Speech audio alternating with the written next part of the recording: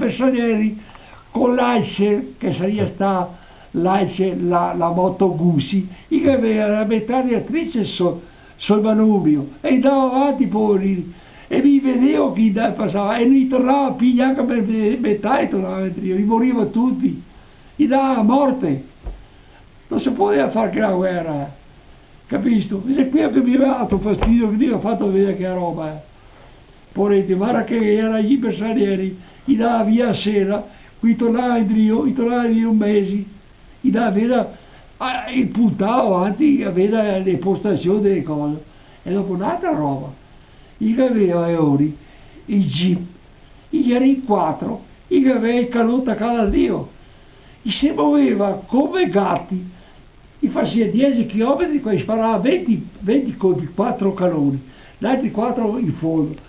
E si scambiava posto per posto, i nostri erano fissi, con le rode alto di io, e non avevamo altro che niente, vedo 3 carri armati, che gli era fatti le scatolette di sardelle, che gli forava con la baionetta, passo per dite. Gli era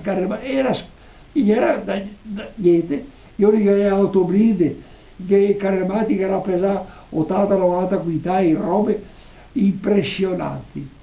Ecco, e dopo dopo passare i cambi con tutta questa gente massacrati, era il sangue che girava sul collo del camion, e si chiamava, diceva su di casa, senza un braccio, senza una gamba. Sa cosa mi è successo a me in batteria?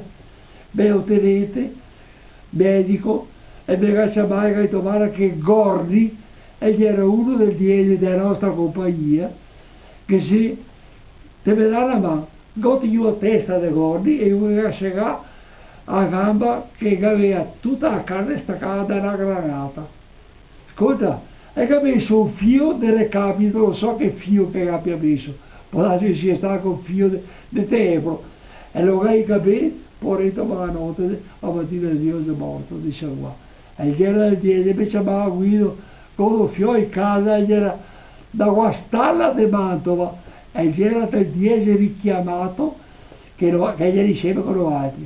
Noi eravamo vinti, e io gli era sposato con un fio in casa, ecco, che là è successo che è morto là, ovocando a moglie e i fioi, 2 fioetti. Come si chiamava?